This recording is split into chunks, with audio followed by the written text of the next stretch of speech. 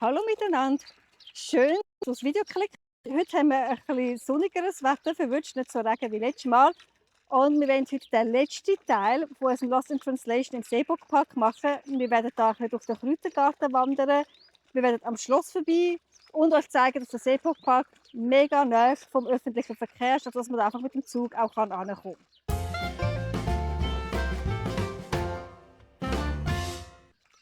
Genau.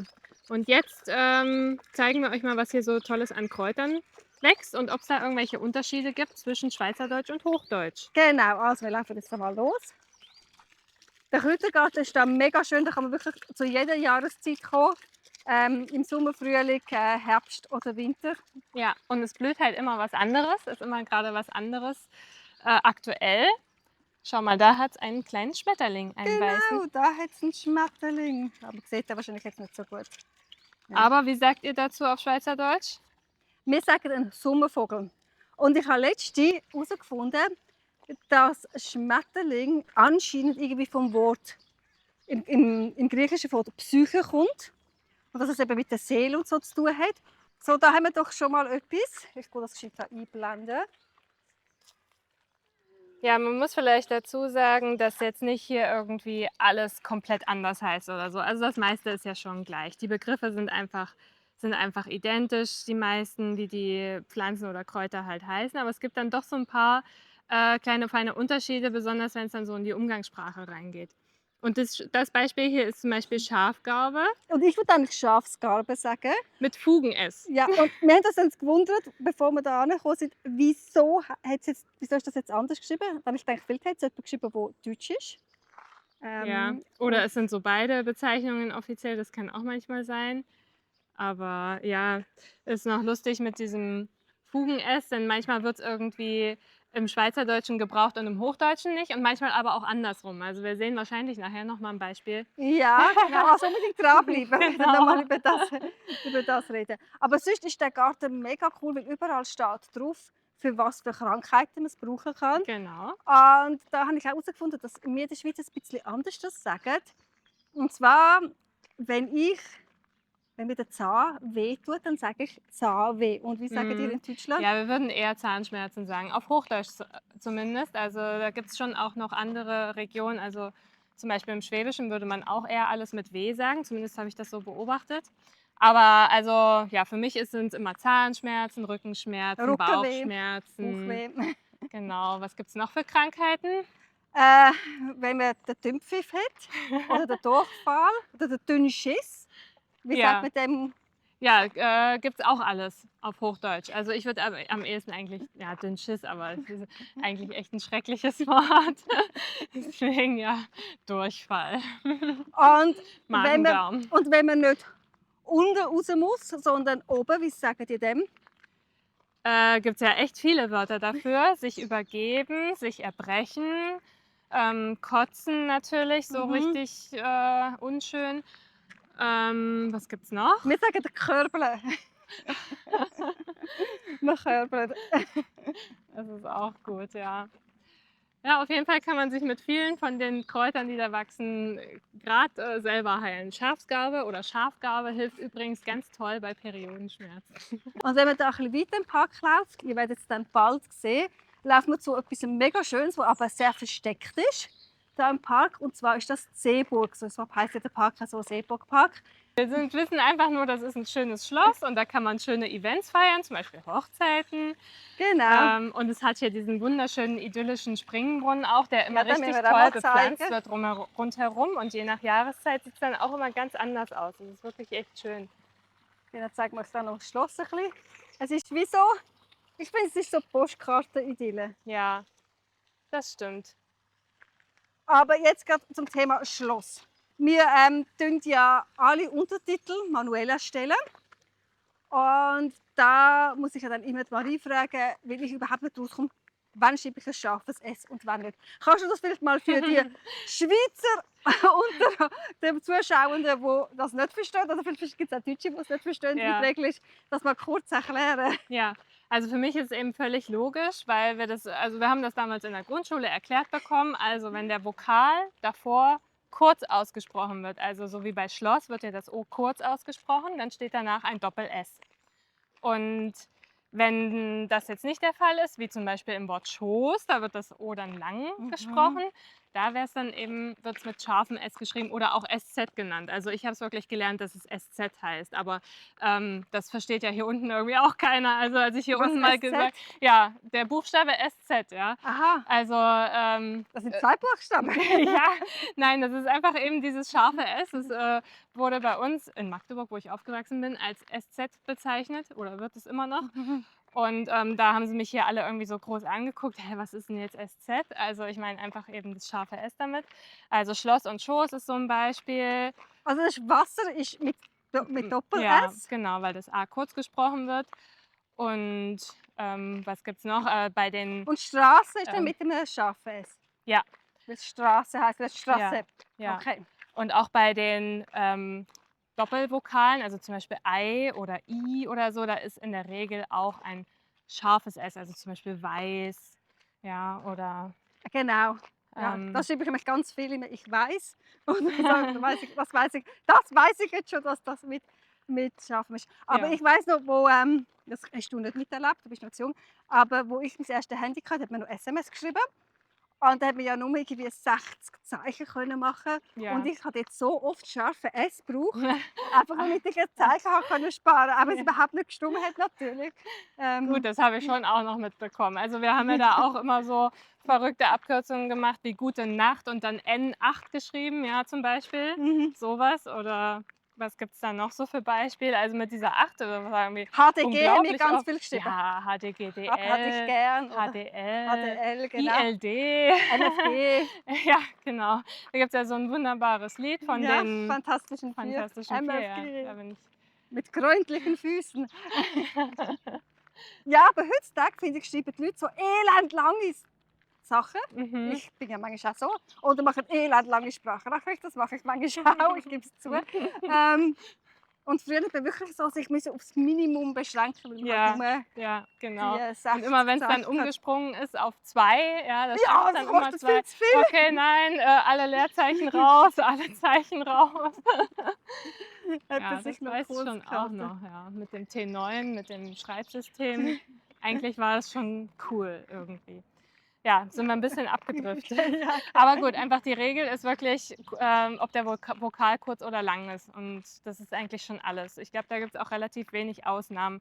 Was vielleicht manchmal ein bisschen verwirrend ist, sind so Wörter wie Gras, wo ja auch das A lang gesprochen wird. Und man könnte auf die Idee kommen, es wird jetzt irgendwie mit scharfem S geschrieben, wird es aber nicht, sondern nur mit einem einzigen S. Aber das sind, glaube ich, so Ausnahmen. In der Regel gilt das schon so. Ja. Ja. Aber ja, lustig, dass es das in der Schweiz wirklich einfach gar nicht gibt. Aber in Österreich gibt es wieder, oder? Ja, in Österreich gibt es das. Ja. Okay, das ist eben Seltsam. das ist eben da ganz komische Sache. Die haben ja auch so Austriatismen, heißen die, glaube ich. So wie wir Helvetismen haben. Ja, ich glaube, sie heißen so. Es ist ja zum Beispiel heuer. Ja, heuer, oder genau, ist für es so, dieses Jahr. Für Mhm. dieses Jahr oder auch sonst haben sie Oder auch der Jänner, das Genau, ist auch der so Jänner, verwirrend. ja. Genau. Ja, und einfach mega viele Wörter, die halt einfach anders sind. Aber es sind ja Inge und Isolde zum Beispiel auch erzählt. Ja. So im Dänischen und im Deutschen, dass es viele Wörter gibt, die einfach anders sind. Und da ist mir mega wichtig, dass man das Wort benutzt. Und ich bin nachsuchen, was sie da gesagt haben, wegen dem Betu, wegen dieser Sprache. Ja. Und das ist wirklich Dänisch und Deutsch. Und man benutzt einfach das eine ein dänisches Wort und dann das andere wieder ein deutsches Wort. Und das machen ja zum Beispiel auch viele Leute, viele Sekundos in der Schweiz, Mhm. dass sie zum Beispiel 3 Wörter auf Italienisch reden und dann 3 auf Schweizerdeutsch und dann wieder 3 auf Italienisch. Und ich denke immer so, das muss ja mega schwierig sein, weil Ja. die Grammatik total anders ist. Also wenn du so jemand bist, der das macht, das würde mich einfach wirklich sehr wundern, wie macht man das? Welche Grammatik benutzt man dann? Ja, echt spannend. Ich habe das auch schon echt oft gehört. Gerade in Kombination eben Italienisch-Schweizerdeutsch gibt es da wirklich einige, die das machen, die das können. Also ich glaube, ein paar Oder so gibt's, die- Balkansprachen auch so. Mhm. Die machen das Ja. auch so viel so. Also ich hatte zum Beispiel noch nie jemanden, der das mit Deutsch macht. Ich hatte noch nie jemanden, der Hochdeutsch redet und dann 3, 4 Wörter wieder Schweizerdeutsch redet. zum Ne. Beispiel. Entweder nicht mehr Hochdeutsch oder der Schweiz. Ja, also man kann vielleicht einen Satz so reden und einen Satz so oder man lässt dann halt mal so ein Wort einfließen, aber jetzt nicht so krass gemischt. Manchmal gibt es ja Wörter, die man wie nicht übersetzen kann. Finde ich zum Beispiel am Mhm. Schweizerdeutsch, ich finde Kille ums Kreuz, ich weiß nie, wie soll ich das auf Deutsch sagen. Mhm. Oder etwas verhebt. Ich finde, Ja, es ist eben, ich das finde ist eben, das nicht, ist es, so ist 'n nicht, richt es ist nicht das Gleiche wie Hand und Fuß haben. Verheben ist wirklich viel besser. Also ja, Aha, ja. ja das Und würde es ich aber gibt ja gerne. zum Beispiel auch, die 4. Landessprache der Schweiz, das Rätoromanische, Mhm. lebt ja auch weiter, also zumindest noch oder lebt schon weiter. Die Ja, Jungen, ja. die wollen sich ja auch eigentlich Es finden ist das wie, ja auch cool es und ist woll wirklich wie können sich damit Geheimsprache, wenn genau, du es das ist kannst. Geheimsprache, man kann sich dadurch abgrenzen und deswegen Mhm. denke ich auch nicht, dass das ausstirbt. Nein. Es verändert sich halt einfach. Das definitiv. Es verändert sich sehr schnell, sehr viel im Wortschatz und Mhm. das schon. Ja, Sprache muss sich ja auch entwickeln und verändern. Und ich finde das halt Ja. schon cool mit dem Rätoromanisch, dass da wir auch ein rätoromanisches Fernsehen haben Ja, das und Radiosender und dass es wirklich genau. in den Schulen, also mir hat gerade einer mir letztens erzählt, nicht in jede Schule, jede Gemeinde kann selber entscheiden, ob sie rätoromanisch beibringen oder nicht. Mhm. Aber das finde ich schon cool, weil ich finde es krass, du hörst einen Satz und denkst, du verstehst ihn, weil man ein bisschen Italienisch kann und ein bisschen Deutsch oder Französisch. Und dann kommt ein Wort, so ein Schüttwort, und ich denke so, was will jetzt die sagen?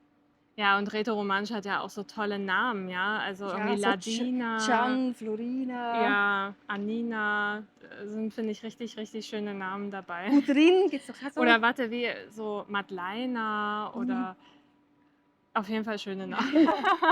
So, wir sind jetzt da am Bahnhof. Ja, Bahnhof Kreuzlingen-Hafen ist hier die Genau, Station. übrigens, Kreuzlingen hat 4 Bahnhöfe.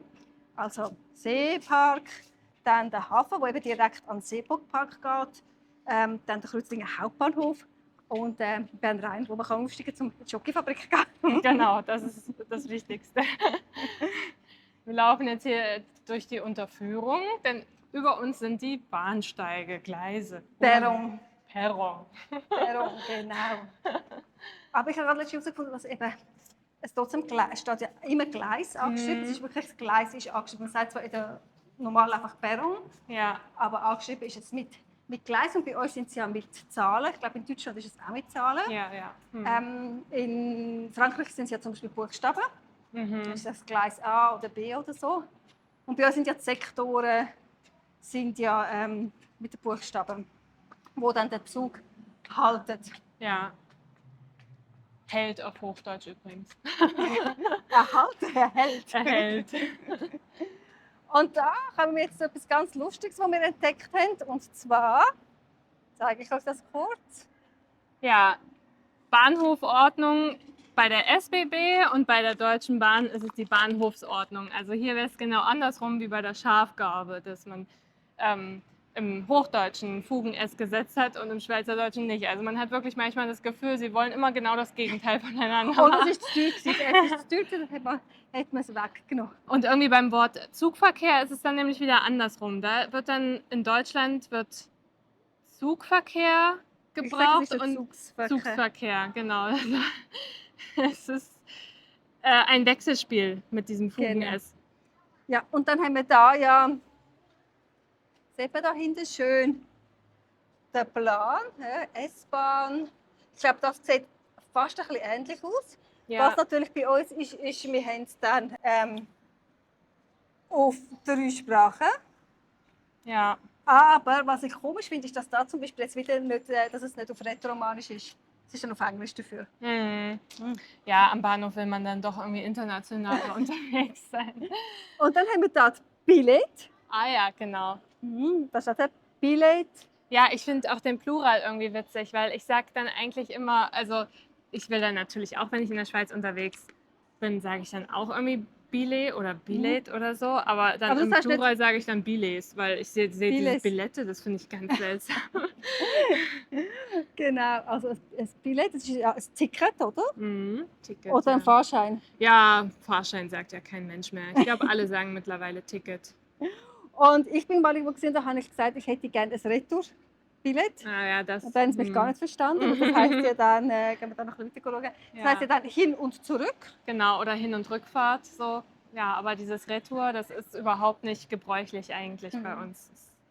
Und dann sind wir, glaube ich, eigentlich das Gefühl, Schweizerdeutsch ist so ein bisschen die Sprache von den vielen Abkürzungen und dem schnellen Reden. Wir sagen ja ÖV, öffentlicher Verkehr. Und in Deutschland heisst Also es gibt das Wort ÖPNV, aber es meint halt eigentlich echt nur, also es ist ja wirklich nur der Nahverkehr, es ist ja nicht der komplette öffentliche, also es ist schon irgendwie blöd, weil man sagt dann, ja, mit Bus und Bahn oder so, aber man sagt halt nicht, also ich finde, es fehlt eigentlich ein Oberbegriff für das alles. ja, weil der ÖV ist ja wirklich alles. Also Genau, in der Schweiz das kann man ist ja voll mit der dem, gute Oberbegriff. mit dem Schiff fahren, Ja. mit dem Bus, mit dem Tram, mit der Seilbahn. Ja, Ja, eigentlich mit fast allem, wo halt drin Ja. ist. Du kannst auch ein Ticket halt lösen und in der ganzen Schweiz rumfahren damit. genau. Also falls ihr das besser wisst, dann klärt mich bitte auf oder klärt uns bitte auf. Aber ich meine, es gibt nicht so einen coolen Oberbegriff in Deutschland, weil ÖPNV ist eben nur der Nahverkehr.